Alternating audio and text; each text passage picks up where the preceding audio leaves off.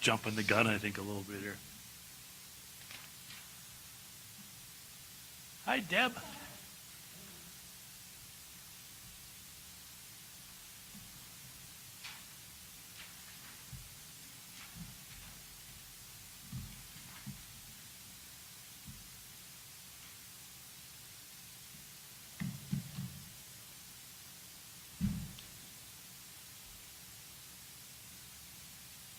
It's always really a long minute.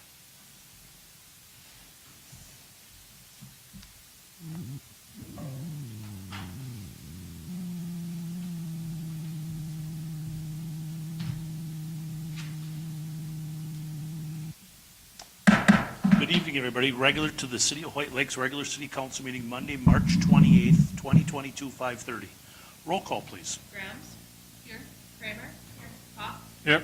Zins? Here. Breland? Here. Thank you. Please stand for Pledge of Allegiance.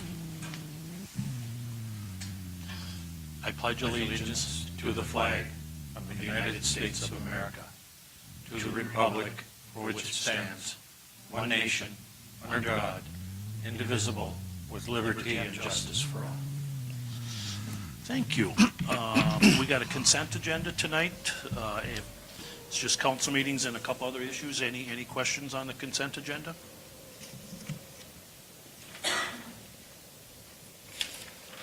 Make a motion to approve the consent agenda.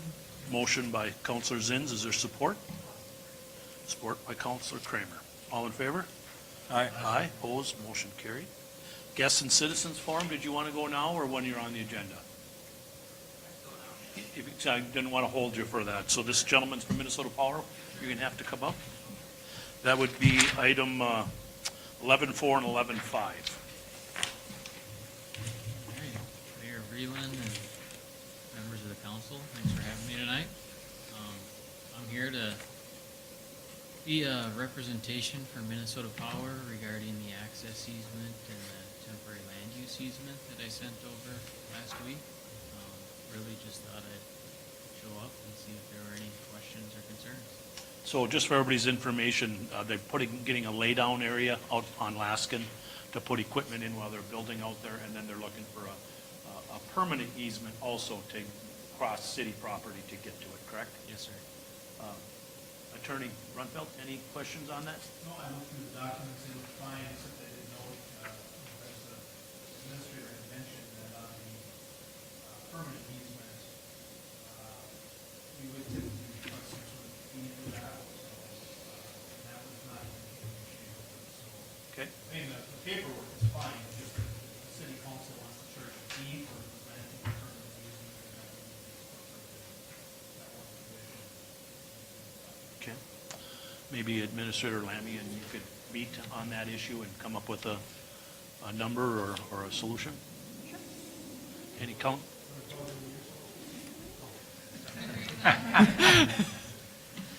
Oh, that sounds great. We can get together, yeah. Any council have any questions or discussion or comments? I think it's pretty straightforward. What would do you need a motion on this tonight? Yes, so if the council would like to grant the temporary easement, that would allow them to start construction immediately, and that would be the one that we wouldn't be seeking any compensation for. The permanent access easement is something that Paige and I can work through and then bring it back to you when we have a compensation. Sound fair to everybody? Have a motion to approve the temporary land use easement? I'll make that motion. Motion by Councillor Pop. Is there support? I'll support. Support by Councillor Grams. All in favor? Aye. Aye. Opposed? Motion carries. Thank you very much. You don't All need to right. stick around for it. It won't be long, but All right, thank you, in guys. case you got to get going, so. That's a pretty easy Monday. All right, we'll go down to reports from staff. City Administrator Lammy.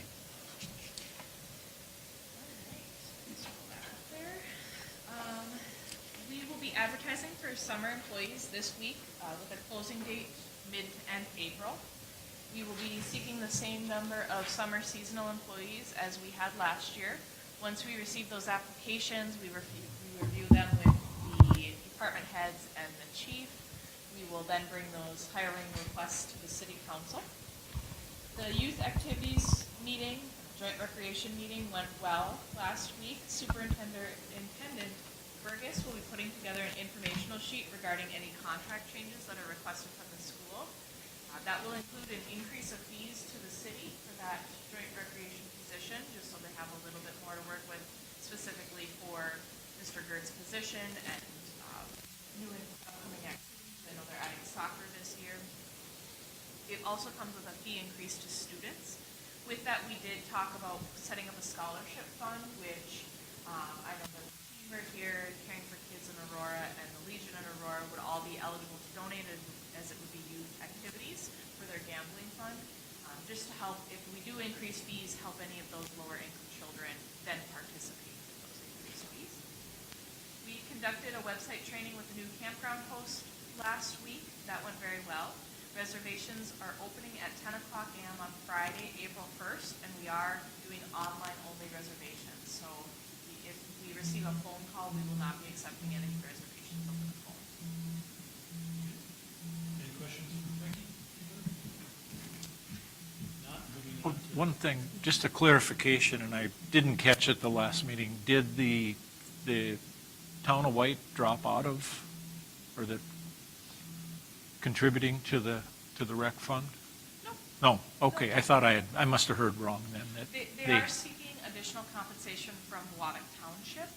So Okay. it would be, right now it's the city of Waback, city of Aurora, city of Hoyt Lakes, and White Township. White.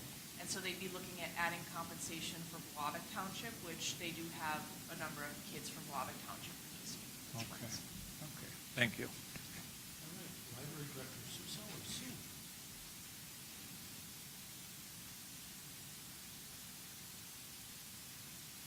National Library is starting April 3rd, and then it's the Washington Street Professional Mountain First and the library itself. We have applied for and received a $5,000 grant from Minnesota Department of Education for social funding we had, helping constant workforce. And we have ordered 2 scanners, one copy scanner and one photo scanner, and we have on order a privacy that we will be installing in the library hopefully sometime in June.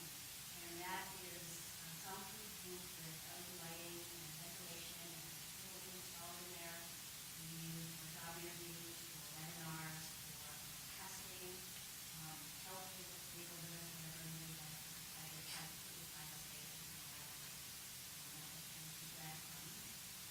One Minnesota begins this week and runs through April, and the book this year is Secret Red Willow's Heart by Brian Clark, and the one page on our Facebook page. You can access the free book and the audiobook to that, and there's a chance to run a webinar with the author.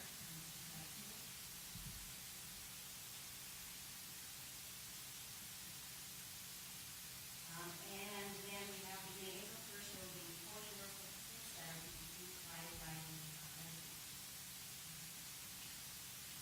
Any questions for Sue? If not, Kenny Snetsek, please. Okay, Becky's already touched on the summer hires that'll be taking place. We, at Public Works, have received all the necessary components that we need for the air system upgrade here at City Hall. If you guys remember, that was part of the CARES Act funding. We're putting in a UV light system that all air that circulates through the building will pass through that.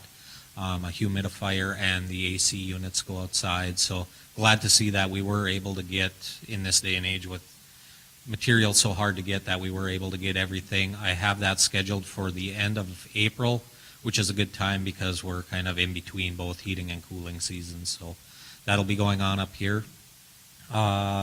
Keeping up with the little intermittent snowstorms we're still getting, keeping storm drains open, stuff like that. Other than that, I think that's all I've got. Thank you. Any questions for Kenny? If not, Jake? Well, construction's moving right along at the wastewater plant. The roofers finally showed up, so that'll be nice.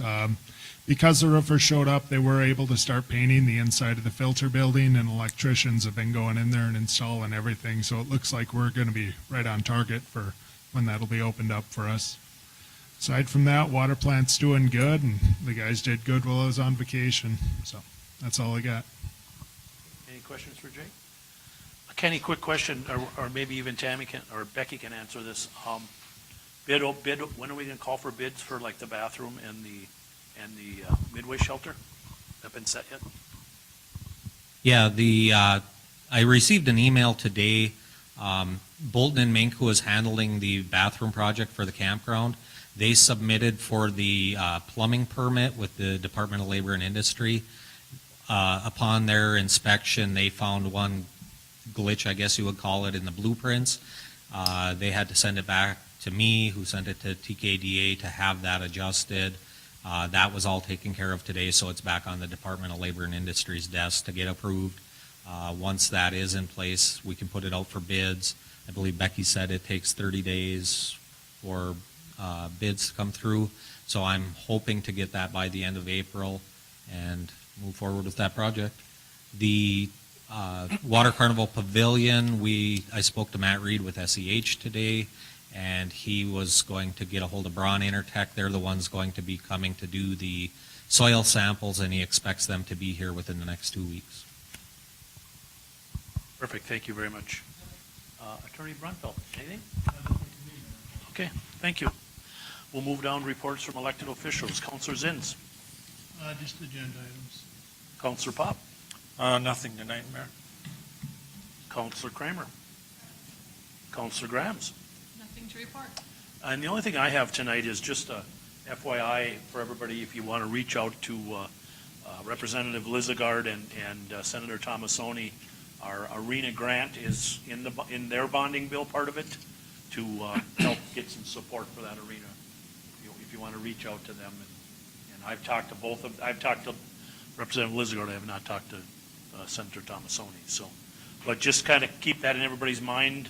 Even youth hockey, it wouldn't hurt to send some letters or call those representatives. So, thank you.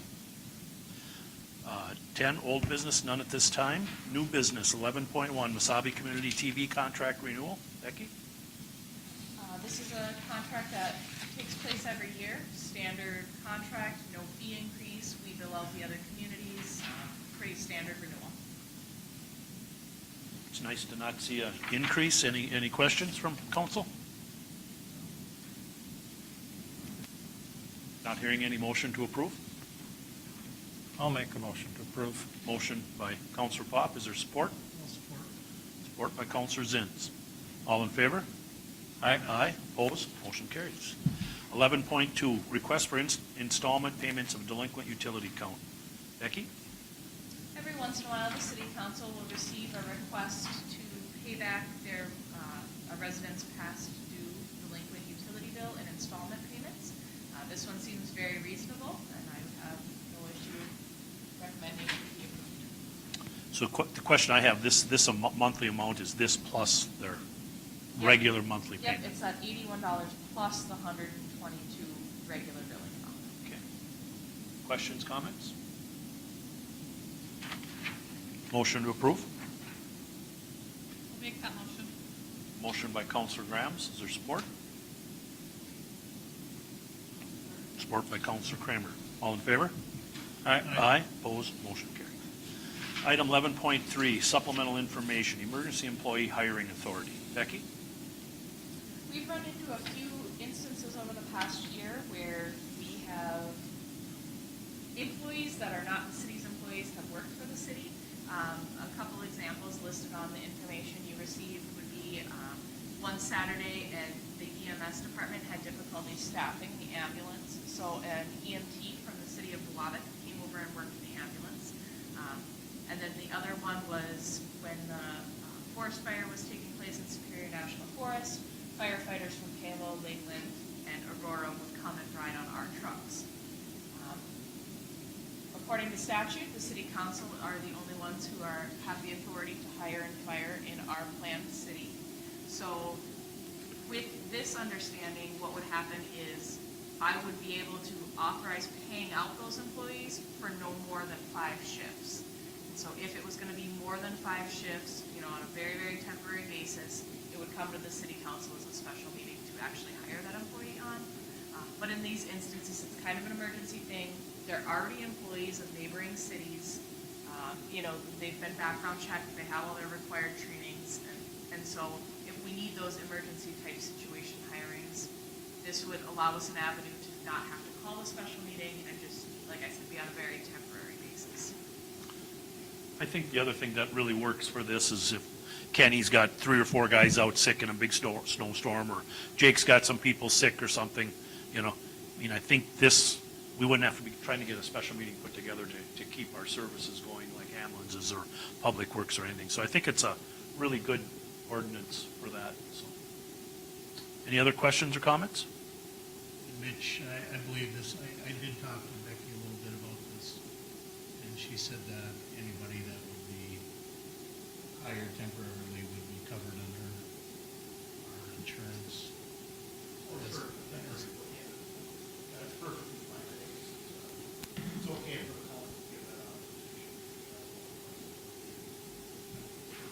But yeah, they would cover temporary. You know, basically for our workers' comp insurance.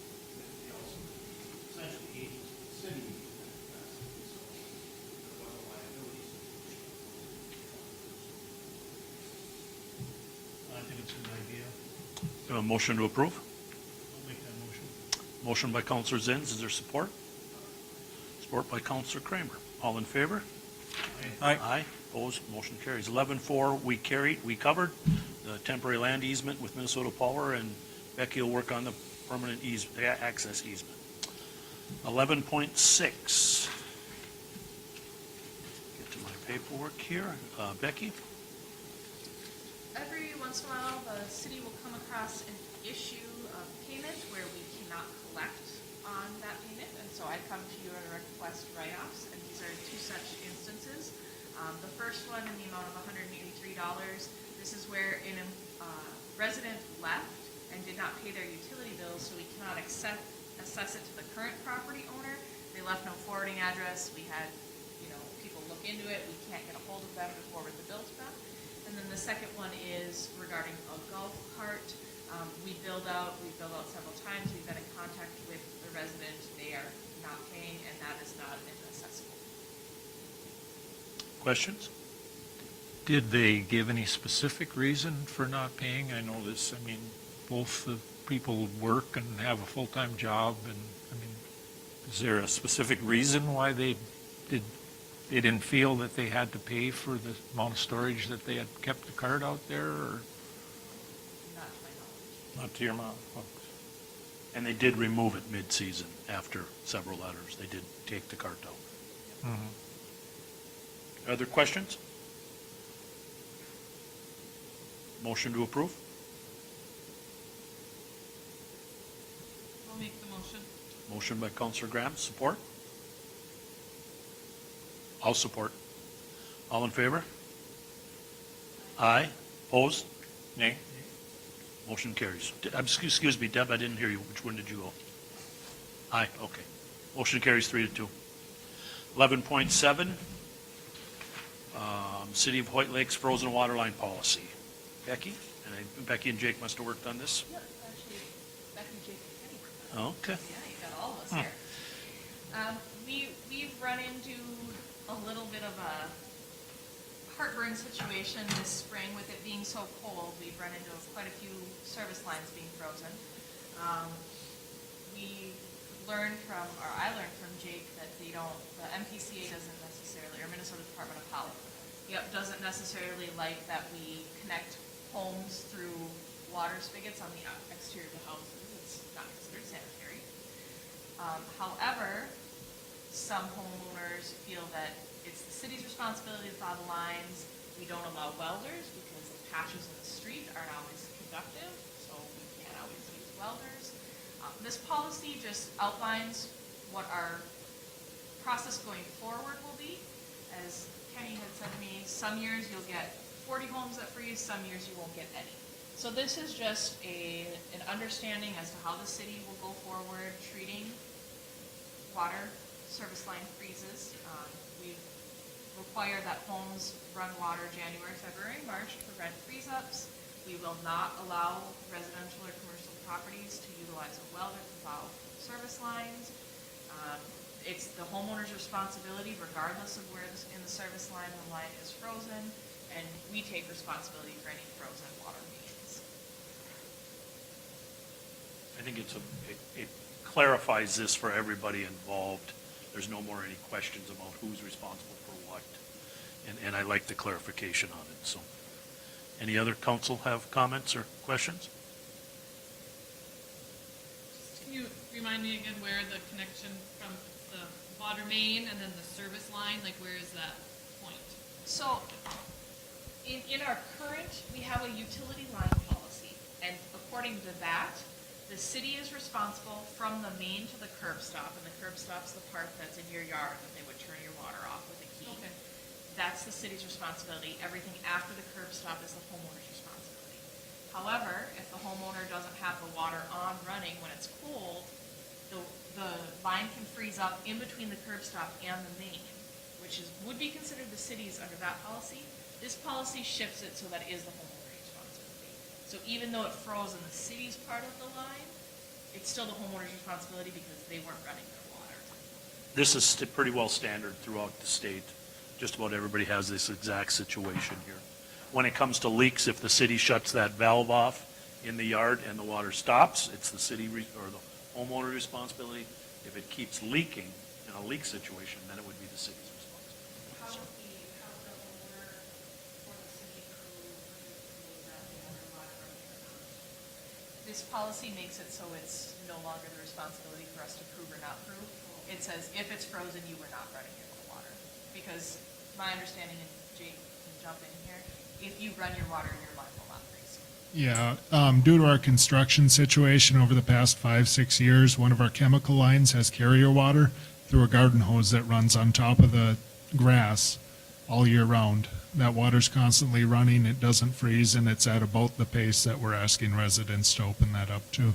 It shouldn't freeze if they leave it running. And we've ran into that before. When I first started, we were hooking up garden hoses, and you knew right away when they shut it off because they were calling the next day, hey, it froze up. Well, you shut your water off, didn't you? So, just one of those things. Any other questions? Not hearing any, could I have a motion to approve? Motion by Councillor Kramer. Is there support? Support by Councillor Zins. All in favor? Aye. Aye. Opposed? Motion carries. 11.8, final pay request for 2020 street project in the amount of $30,162.52. Becky, I looked this over, and in the grass part on here I knew was going to be an issue, but it specifically states in here that ended in end of October? Yes, and I believe Councilor Pop and Councilor Zins had a question about when the warranty period begins. And so I called and asked Matt, unfortunately he couldn't be here tonight. He said, technically the warranty period begins when you approve and pay out the final payout. So that would be today. It would be 1 year from today. Okay. I think that probably answers your question, Dan. Well, yeah, the other question I have is, and I have a little bit of a problem with, is the date of substantial completement. It was mid-July. That was which substantial. That wasn't, yeah. wasn't final, Right. but that was far enough, even with all the street work that still needed to be done, the tar and stuff. That was an agreed upon date. And I can't answer that, I'm not sure. My understanding is that that's the date the engineer said, yes, this was the substantial completion date was completed this date. They still have the punch list items and that kind of stuff to go through after that, but yes. Because the other thing it said, the all work part of it was checked off there. Yeah. For that substantial completion date, so. And Kenny, as far as you're concerned, the only real thing left would be any sod issues? I walked through investigation and something, that's why I walked through all that plans out results. At this point, Matt said that from final laying of the last sod, they did have 30 days